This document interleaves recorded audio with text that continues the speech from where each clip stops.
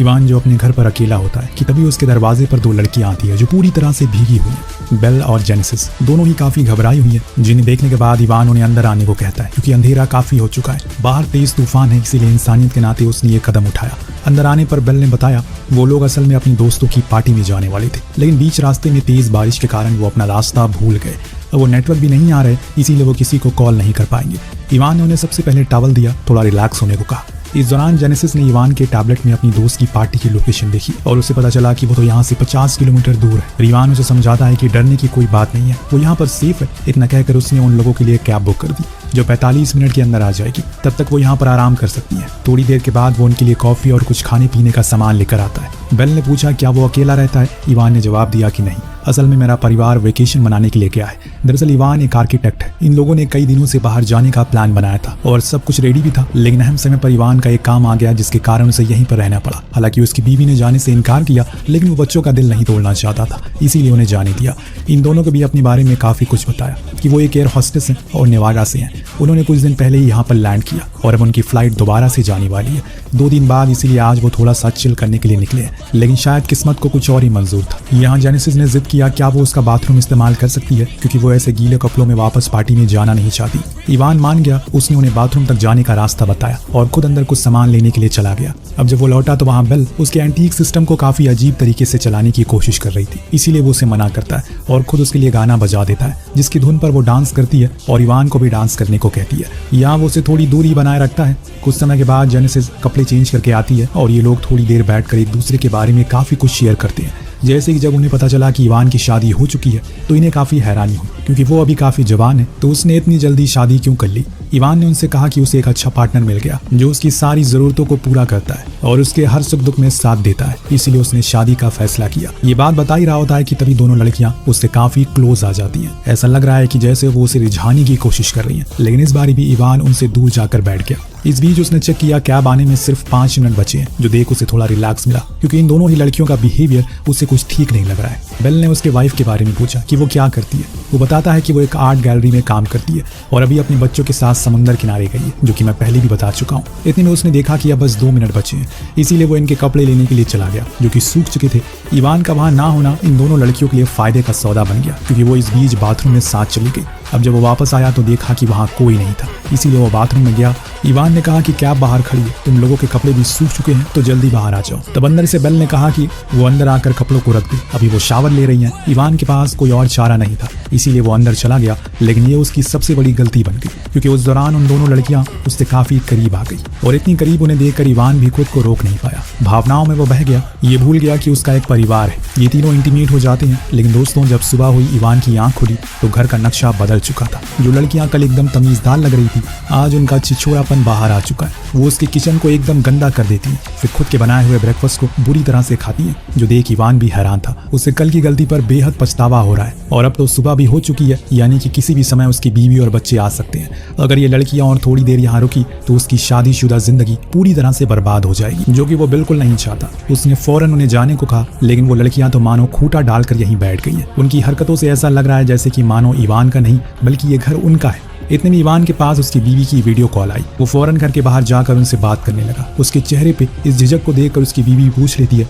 आखिर वो इतना घबराया हुआ क्यों है। इवान नींद ना पूरी होने का बहाना मारकर फोन काट देता है, फिर अंदर जाकर इन दोनों को फौरन यहाँ से जाने को बोलता है, वरना वो पुलिस को कॉल कर देगा। लेकिन दोस्तों यहाँ हम उन लड़कियों का असली खेल देख पाते हैं। दरअसल वो अंडर एज थी, यानी कि 18 साल से कम। इवान ने जो उनके साथ किया, अगर इस बारे में पुलिस को पता लगा तो वो उन्हें ले जाने के बजाय उसे ही अपने साथ लेकर चली जाएगी।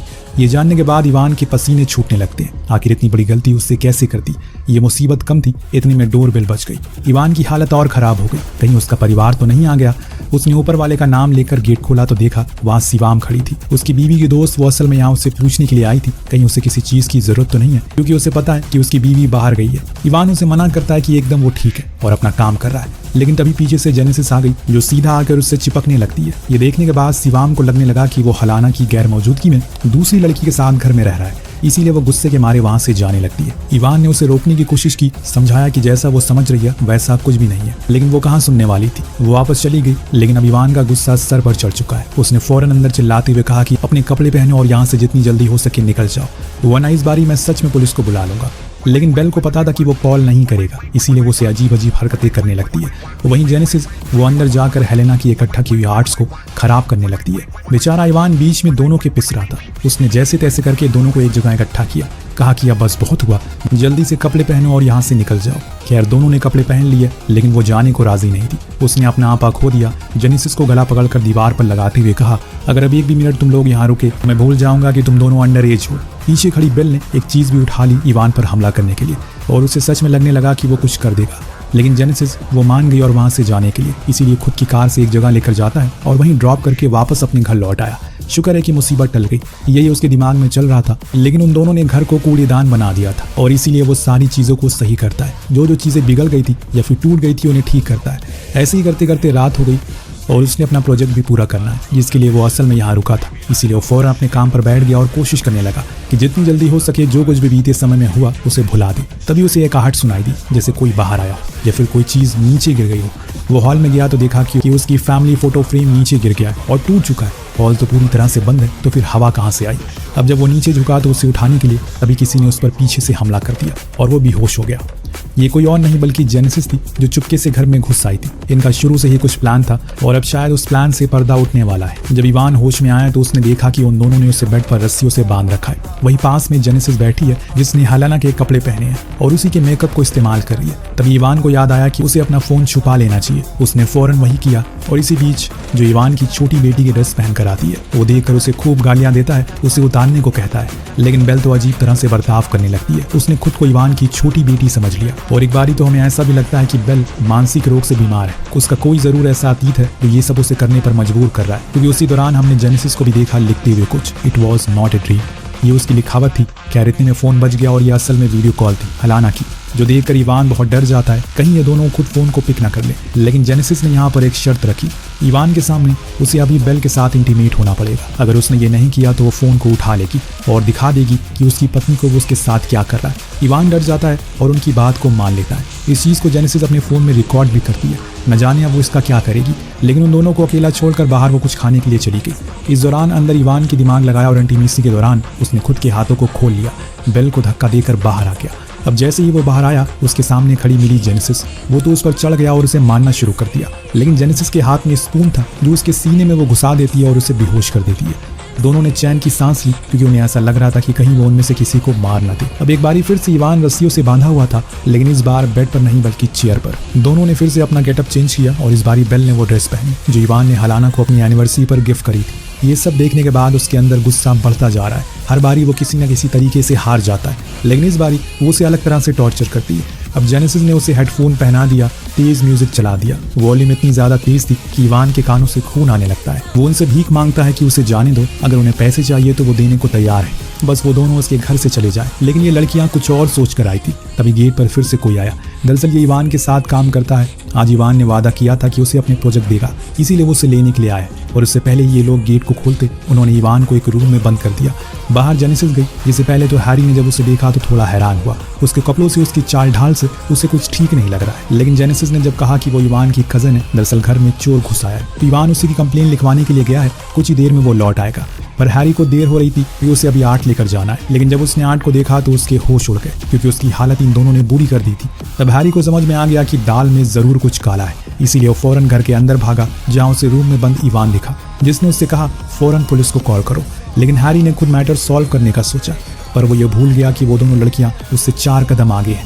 उन्होंने उसे इनहेलर को चुरा लिया और अब उसके सामने ही आर्ट को तोड़ना शुरू कर दिया, जो कि $1 मिलियन की थी। ये देखकर हैरी की सांस फूलने लगी, पर इनहेलर तो उसके पास ही था, जिसे पाने के लिए वो इधर से उधर जाता है। दूर खड़ा इवान ये सब देख रहा था, लेकिन अफसोस कि वो अपने दोस्त की मदद नहीं कर पाया। और तभी अचानक से वो स्लिप हो गया। उसका सर जाकर टकराया उस यार्ड से, जिससे कि लगातार खून बहने लगा, जिससे कुछ समय बाद उसकी मौत हो गई। अब ये हद से पार हो गया है, क्योंकि यहाँ एक इंसान की मौत हो चुकी है। इसीलिए इवान अब उनसे जाने को कहता है, वरना वो सच में कुछ कड़े कदम उठाएगा। पर वो लड़कियां तो सच में मानसिक रोगी थी। उन्होंने हैरी की लाश को उसी आर्ट में लपेट कर बाहर ले जाकर कार में रख दिया। दोनों के फोन से एक दूसरे को मैसेज भेज दिया, जिसमें इन्होंने लिखा कि हेलेना का अफेयर हैरी के साथ चल रहा था और इस बारे में इवान को पता चल गया था और वो उसे ढूंढ रहा है। इसके बाद वो दोनों घर के बैकयार्ड में बड़ा सा गड्ढा खोदने लगती है। शायद अब कहानी का अंत करीब है। गड्ढे खोदने के बाद ये अंदर आती हैं और इस बारी वो उसे इमोशनली तोड़ने की कोशिश करती हैं। जेनेसिस उसे बार बार एक सवाल करती है, क्या वो अपने परिवार से प्यार करता है? हर बारी इवान एक ही जवाब देता है, हाँ बहुत ज़्यादा। वो सभी मेरे लिए दुनिया है। ये सुनकर उन दोनों को काफी मिर्ची लगती है। शायद इसीलिए हो सकता है कि वो ये सब कर रही हैं। उन्हें वो प्यार कभी मिला ही नहीं जो वो चाहती हैं। इसके बाद इन दोनों लड़कियों ने इवान के जितने भी आर्टिफैक्ट्स थे सभी को धीरे धीरे तोड़ना शुरू किया। पूरे घर में रखी चीजों को नष्ट कर दिया, यहाँ तक कि इवान के बच्चों के रूम को भी नहीं छोड़ा। इस दौरान इवान के हाथ में टैबलेट लग गया, लेकिन वो उसे इस्तेमाल करता इससे पहले वो दोनों आ गई। इस तोड़फोड़ में उनके हाथ लग गई एक बंदूक जो कि इवान ने अपने परिवार की सेफ्टी के लिए रखी थी, लेकिन अब शायद वो उसकी मौत की वजह बनने वाली है। इतनी आसानी से वो उसे नहीं मारेंगी। जेनेसिस ने कहा कि उन्हें अब हाइड एंड सीक खेलना है, जिसमें अगर उसने उन्हें पकड़ लिया तो वो उसे वहीं शूट कर देगी। ये कहकर वो उसे खोल देती है। इवान मौका देकर घर से भागने की कोशिश करता है। उसने गार्डन में तेज दौड़ लगाई, लेकिन अचानक उसका पैर एक चीज से टकरा गया। वो वहीं गिर पड़ा, जिससे कि उसकी हार हो गई। लेकिन सामने खड़ी जेनेसिस ने शूट नहीं किया, बल्कि उसे दोबारा से बांध दिया। पर उसने ही तो इस पहाड़ी पर अपना घर लिया था ताकि उसके काम के दौरान उसे कोई परेशान ना करे। लेकिन यहाँ तो कोई आसपास मौजूद ही नहीं है जो उसकी चिल्लाने की आवाज को सुन सके। सुबह हुई, हमने देखा कि दोनों ने उसे पूरी तरह से रस्सी से बांध रखा है और ढकेलते हुए उसी गड्ढे के पास लेकर जा रही हैं जो उन्होंने कल रात में खोदा था। इन्होंने उसे वहीं लेटा दिया और उसके ऊपर मिट्टी डाल दी, लेकिन सिर्फ सर छोड़ दिया क्योंकि अभी वो उसे कुछ और थोड़ा परेशान करेंगी। जेनेसिस ने उसे वीडियो दिखाया जिसमें वो और बेल इंटीमेट हो रहे थे। उसमें बेल ने उसकी बेटी की यूनिफॉर्म पहनी थी।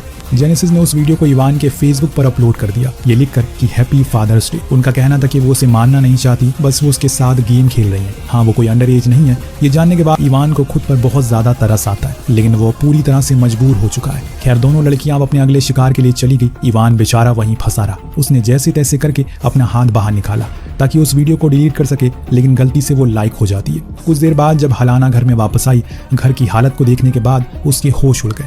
शायद इस बात का डर था इवान को वही हो जाएगा, क्योंकि पोस्ट तो अब तक सबने देख ली होगी, क्योंकि वो काफी मशहूर था। और इसके बाद अब इवान जॉन विक बनेगा और अपना बदला लेगा। आपको क्या लगता है वो बदला लेगा? घर में सब कुछ उन लड़कियों ने खराब कर दिया और इसी के साथ ये कहानी भी यहीं पर समाप्त होती है। आप